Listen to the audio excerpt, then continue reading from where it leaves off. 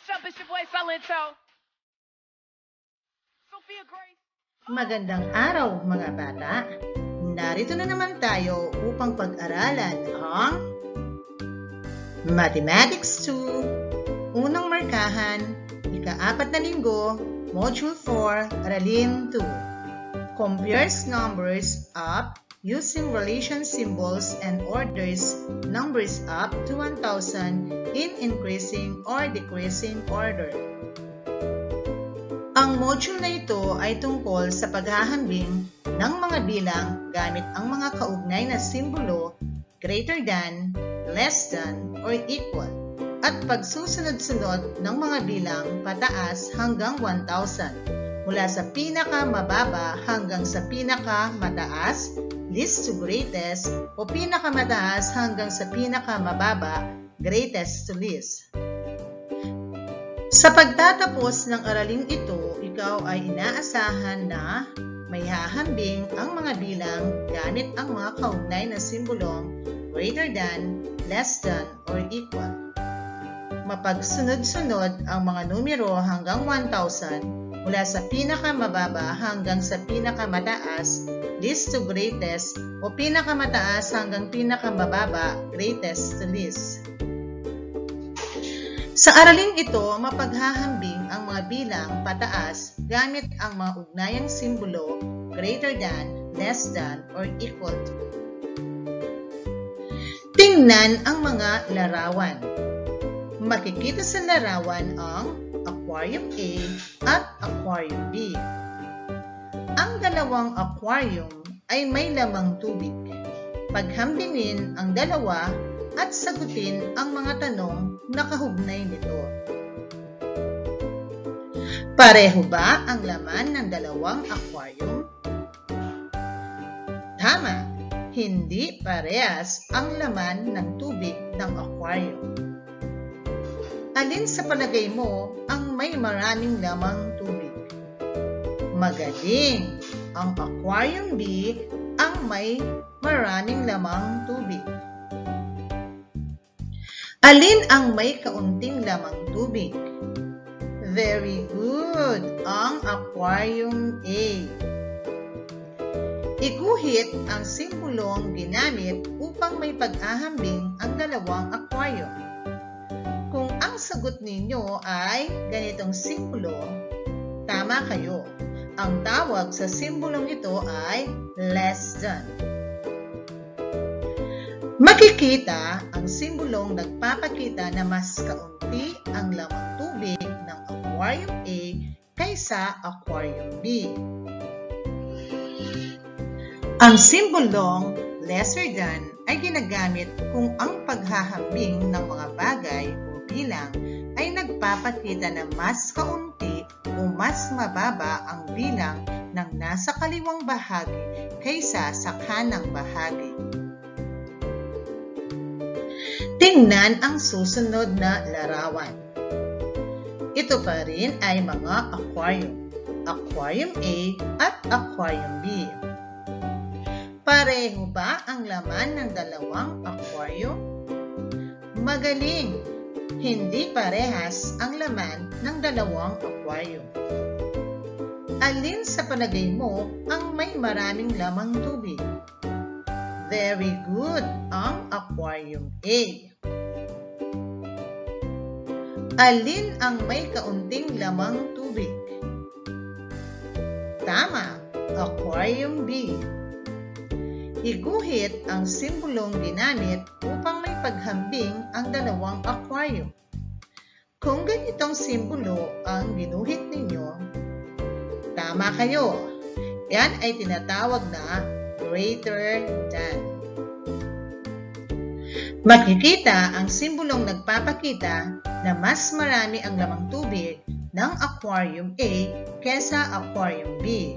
Ang simbolong greater than ay ginagamit kung ang paghahambing ng mga bagay o bilang ay nagpapakita ng mas marami o mas mataas ang bilang ng nasa kaliwang bahagi kaysa sa kanang bahagi.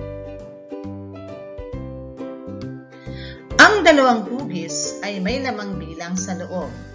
Paghambingin ang dalawa. Sagutin ang mga sumusunod na tanong.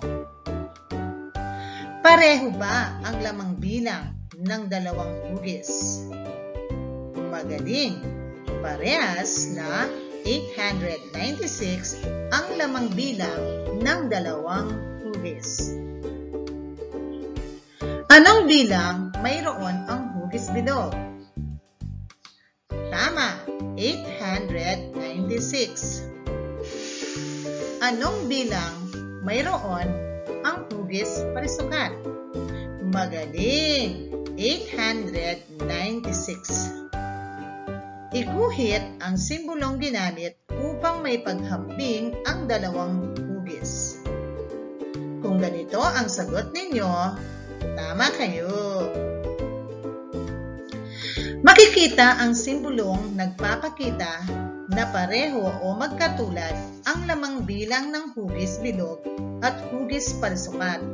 Ang simbolong equal ay ginagamit kung ang paghahambing ng mga bagay o bilang ay nagpapakita na pareho o magkatulad ang dami o bilang ng nasa kaliwang bahagi at nasa kanang bahagi. Paghambingin ang mga bagay o bilang gamit ang maugnayang simbolo greater than, less than, or equal. Tingnan ang nasa larawan sa number 1. Anong simbolo ang ating ilalagay para ikumpara ang dalawa? Tama, greater than. Next, number 2. Ang unang larawan o yung larawan na nasa kaliwa ay meron itong 4 na laman. At ang kanang larawan ay merong 5. Paghambingin ang dalawa, anong simbolo ang ating ilalagay? Tama, less than. Next, number 3. 789 ang bilang sa kaliwa at 789 din ang bilang sa kanan. Ibig sabihin, parehas ang bilang ng kaliwa at kanan. So, anong simbolo ang ating ilalagay dito? Magaling, equal to. Next, number 4, 843 ang bilang sa kaliwa at 321 naman ang bilang sa kanan. Ibig sabihin, mas malaki ang bilang ng nasa kaliwa kaysa sa kanan. So, ano ang simbolo ang ating gagamitin? Very good! Greater than. Next, number 5. 900 compares to 902. Greater than, less than, or equal to? Correct. Less than. Next, number 6. 367 ang bilang sa kaliwa at 521 ang bilang sa kanan. So, ano ang simbolo gagamitin natin upang ikumpara ang dalawang numero? Tama, less than. Next, number 7. 897 ang bilang sa kaliwa at ang bilang sa kanan ay 897 din. So, anong simbolo ang isusulat natin dito? Pagaling, equal to. Tandaan, ang simbolong lesser than ay ginagamit kung ang paghahambing ng mga bagay o bilang ay nagpapakita na mas kaunti o mas mababa ang bilang ng nasa kaliwang bahagi kaysa sa kanang bahagi.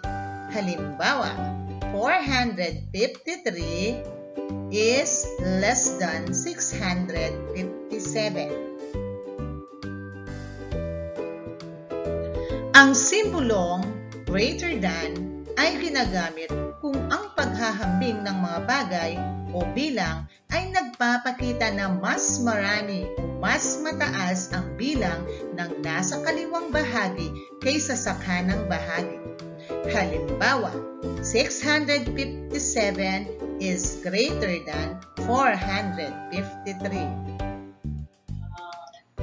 Ang simbolong equal ay ginagamit kung ang paghahambing ng mga bagay o bilang ay nagpapakita na pareho o magkatulad ang dami o bilang ng nasa kaliwang bahagi at nasa kanang bahagi. Halimbawa, 657 is equal to 657. Gawin ang pagsasanay. Paghambingin ang mga bilang na nakasulat sa mga papel, isulat ang tamang sagot.